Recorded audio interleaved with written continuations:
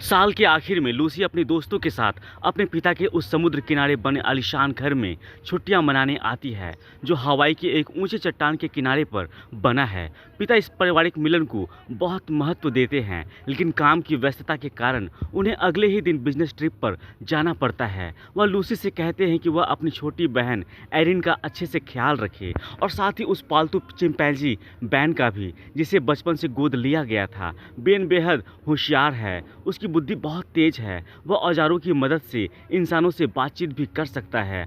आधी रात को हन्ना को नींद आ रही थी। वह पूल के पास जाकर रात का नज़ारा देखने लगी। तभी बैन चुपचाप उसके पीछे आ खड़ा हुआ, जिससे हन्ना पूरी तरह डर गई। बैन पूल के पानी को घूरने लगा और उसके चेहरे के हाव भाव धीरे धीरे बदलने लगे। उसने हाथ बढ़ाया, खन्ना ने हाथ मिलाया, लेकिन हाथ मिलाते ही बैन ने उसकी कलाई कसकर पकड़ ली। तभी एडम समय पर पहुंच गया और उसने बैन को शांत किया। एडम कहता है कि बैन अजनबियों के सामने असहाय हो जाता है, इसलिए चिंता की कोई बात नहीं। फिर वह बैन को वापस पिंजरे में ले गया।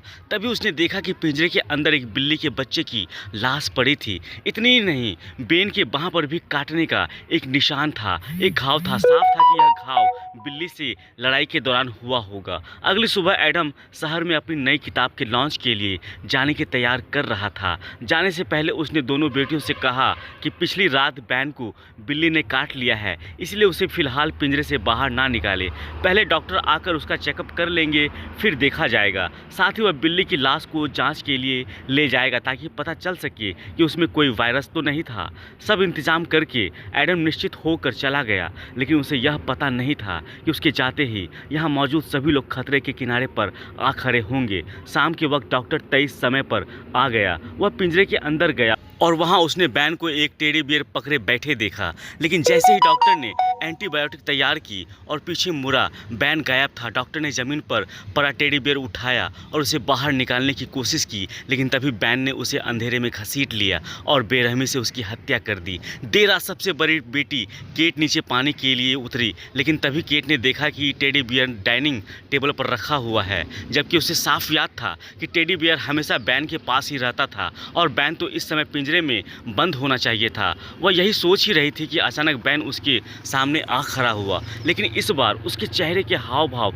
कुछ अजीब थे। वह धीरे धीरे केट की ओर बढ़ने लगा, जैसे उस पर हमला करने वाला हो। केट को खतरे का एहसास हुआ तो वह तुरंत पीछे हटकर दूसरे कमरे में चले गई और दरवाज़ा बंद कर लिया। फिर उसने लूसी को नीचे बुलाया कि आकर देखो आखिर मामला क्या है। टेडी बियर पर खून के धब्बे लगे हैं। तभी पूल की तरफ से हना की चीख सुनाई दी। सब भागकर वहां पहुंचे तो देखा कि बैन हना और निक के सामने खड़ा है, और जो बैन पहले शांत और आज्ञाकारी था वह अब बेहद उग्र और हिंसक हो चुका था।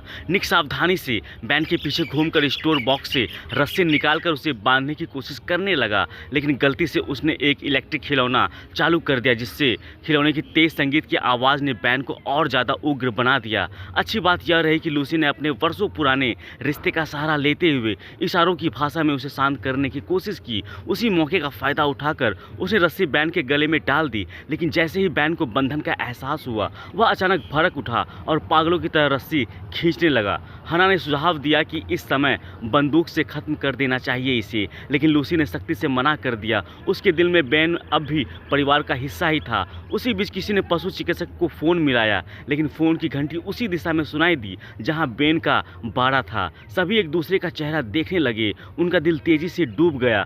अब उन्हें समझ में आ गया था, मदद के लिए आया पशु चिकित्सक शायद पहले ही किसी अनहोनी का शिकार हो चुका है, और उसी पल से असली त्रासदी शुरू हो गई। घबराहट में एरिन आगे बढ़ी। शायद वह बैन को शांत करना चाहती थी, लेकिन वह पास भी नहीं पहुंच पाई थी कि बैन ने रस्सी तोड़ दी और उस पर झपटा मारा। उसने एरिन की जांघ पर जोर से काट लिया। खून फव्वारे की तरह बहने लगा और हालात पूरी तरह बेकाबू से बाहर हो गए। सभी ने मिलकर पूरी ताकत लगाई और किसी तरह एरिन को उससे छुड़ाया। हना वहाँ से भाग जाना चाहती थी, लेकिन बाहर निकलने का एकमात्र रास्ता भी बेन ने रोक रखा था। तभी निक जोर से चिल्लाया, सभी पूल में कूद जाओ, क्योंकि उसे पता था कि बैन तैर नहीं सकता। एक एक करके सभी लोग ठंडे पानी से भरे स्विमिंग पूल में कूद गए। बेन सच में पूल के किनारे ही रुक गया। उसने पानी में उतरने की हिम्मत ही नहीं की, लेकिन थोड़ी देर सुरक्षा का मतलब यह नहीं था कि वह बच गए थे।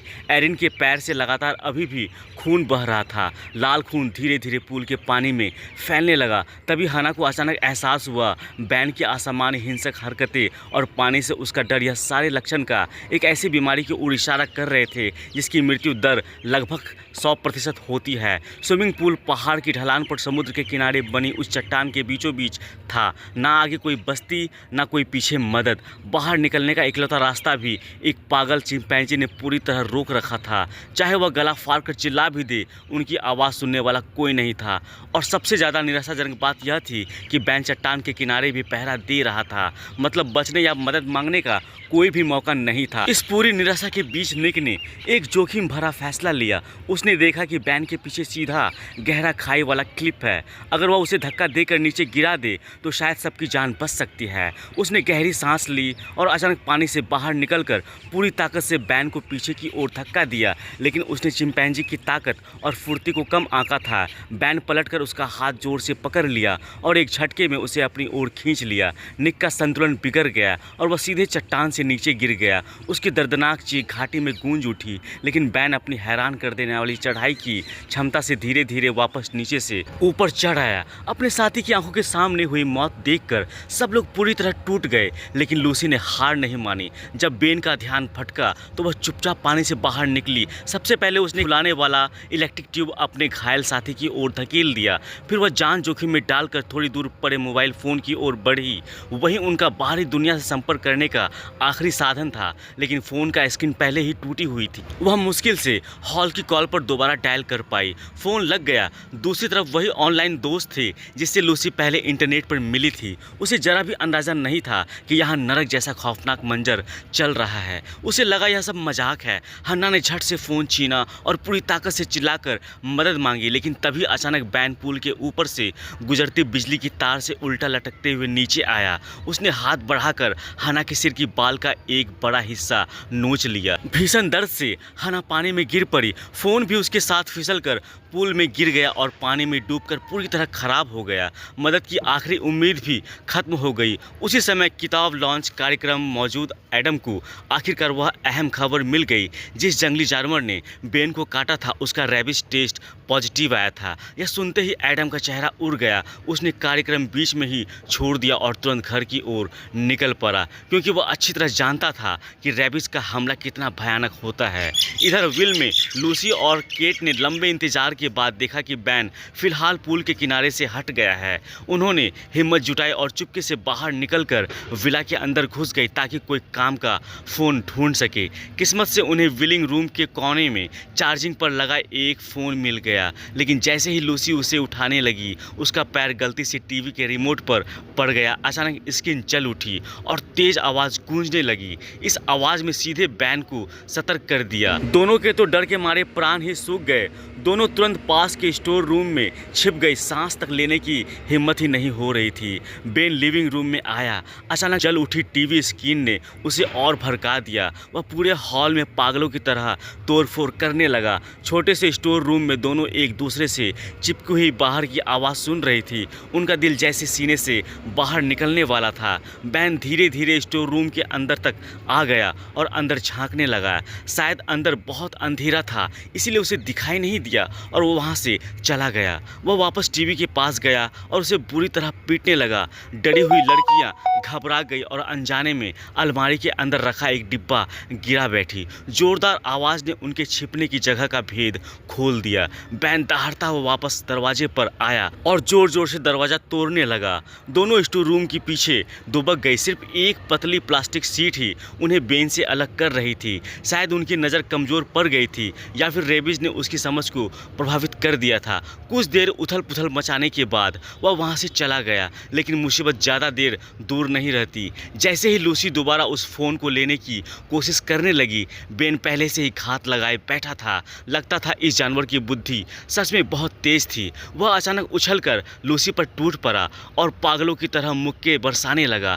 केट ने हिम्मत दिखाते हुए पीछे से बेन पर हमला कर दिया। तब जाकर लूसी बच पाई। दोनों किसी तरह गिरती पड़ती भागी और कांच का दरवाज़ा बंद कर दिया। कुछ पल तक तनाव भरा सन्नाटा रहा। फिर बेन अचानक शांत हो गया। फिर सिर टेढ़ा करके कांच के पास खड़ी दोनों को घूरने लगा, जैसे उनके डर का मजा ले रहा था। कुछ ही सेकंड बाद वह पीछे हटी, दौड़ लगाई और जोर से कांच के दरवाजे पर टकराया। दरवाज़ा चकनाचूर हो गया। भागते समय कैट का पैर फिसल गया और वह सीढ़ियों से बुरी तरह नीचे गिर गई। वह वहीं पड़ी रही, कुछ भी नहीं कर पा रही थी। बेन धीरे धीरे सीढ़ियाँ उतरकर नीचे आया। लूसी की बेबस निगाहों के सामने उसने एक बड़ा पत्थर उठाया और बार बार वार करके केट की बेरहमी से जान ले ली। अब अगला निशाना लूसी थी। बेन तेजी से उसके पीछे दौड़ा और जोर से जमीन पर गिरा दिया। उसी वक्त हना पूल के बाहर दौड़ती हुई आई। उसने रस्सी से बैन की गर्दन कसकर पकड़ ली और पूरी ताकत से पीछे खींचने लगी ताकि उसे घसीटकर पूल में डुबो सके। लेकिन रेबिस से पागल हो चुके जानवर की ताकत हैरान कर देने वाली थी। दो लोगों की ताकत भी उसके सामने कम पड़ गई। यहाँ तक कि बेन ने पूरी रस्सी ही अपने हाथ में खींच ली। जब सबको लगने लगा अब खत्म हो जाएगा, तभी विला के बाहर कार के इंजन की आवाज़ सुनाई दी। सबको लगा जैसे मदद आ गई हो, लेकिन असल में मौत ही दरवाजे पर पहुंची थी। लूसी के बुलावे पर आए दो लड़के अंदर दाखिल हुए। उन्होंने बिखरा हुआ लिविंग रूम देखा और समझे कि यहाँ कोई पार्टी चल रही थी। उन्हें जरा भी अंदाज़ा नहीं था कि अभी अभी यहाँ कितना भयानक नरसंहार हो चुका है। उनमें से एक लड़का लूसी के बेडरूम में आया। वह बेफिक्र होकर लूसी के बेडरूम में लेट गया और खुद में ही मस्त हो गया। बैन को देखकर वह हंसते हुए चिढ़ाने भी लगा। उसे जरा भी अंदाज़ा नहीं था कि वह किसी पालतू जानवर से नहीं बल्कि उस दरिंदे के सामना कर रहा है जो पहले ही 3 लोगों की जान ले चुका था। दूसरा लड़का बालकनी में गया। उसने पूल में मौजूद लड़कियों को देखा और उत्साह से उन्हें हाथ हिलाकर अभिवादन करने लगा। लेकिन अगले ही पल बैन अचानक उसके सामने आ गया और वह डर के मारे नीचे जमीन पर गिर पड़ा। खूनी इरादों से भरे बैन को सामने देखकर वह लड़का घबराकर पीछे हटने लगा। हना ऊपर क्या हो रहा है यह जानती नहीं थी। उसने हिम्मत जुटाई और बालकनी की ओर दौड़ी। वह ठीक उसी समय पर पहुंची जब बैन हमला कर रहा था। मौका देकर वह कमरे में घुसी, जमीन से मोबाइल उठाया, कार की चाबी ली और घर से बाहर भागी। वह कार में घुसी और तुरंत दरवाजे लॉक कर ली। उसे लगा कि वह बच गई, लेकिन जैसे ही उसने चाबी से गाड़ी स्टार्ट करने की कोशिश की, उसे एहसास हुआ यह तो गलत चाबी है। यह चाबी बगल में खड़ी दूसरी कार की थी। वह कार बदलने ही वाली थी कि उसने देखा कि बैन पास ही बैठा उसे घूर रहा है, उसे चेतावनी भरी आवाज़ निकाल रहा है। डरी हुई हैना फिर से कार के अंदर छुप गई और पुलिस को फ़ोन मिलाया, लेकिन वह पहली बार यहाँ आई थी। उसे अपनी सही लोकेशन भी पता नहीं थी। पुलिस भी उसकी मदद नहीं कर पा रही थी। अभी बेन ने उसके हाथ से गिर चुकी चाबी उठा ली और लॉक खोलने वाला बटन दबा दिया। हना डर के मारे लगभग रो पड़ी। उसने तुरंत फिर से दरवाजे लॉक कर दी, लेकिन अब हालात ऐसे थे जैसे वह किसी बुरे सपने में फंसी हो। पूरी बाजी बैन के हाथ में थी।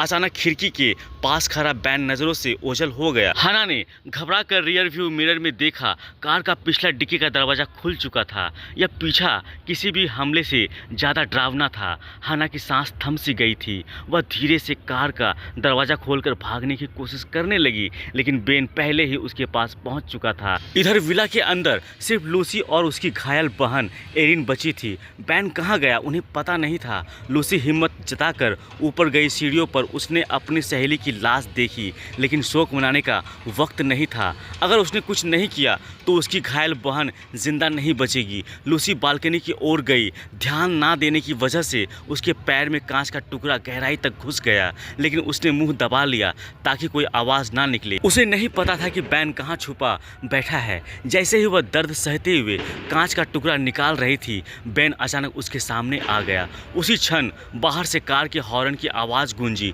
बैन मानो कि समझ गया हो कि कौन आया है। वह लूसी को छोड़कर फिर से अंधेरे में गायब हो गया।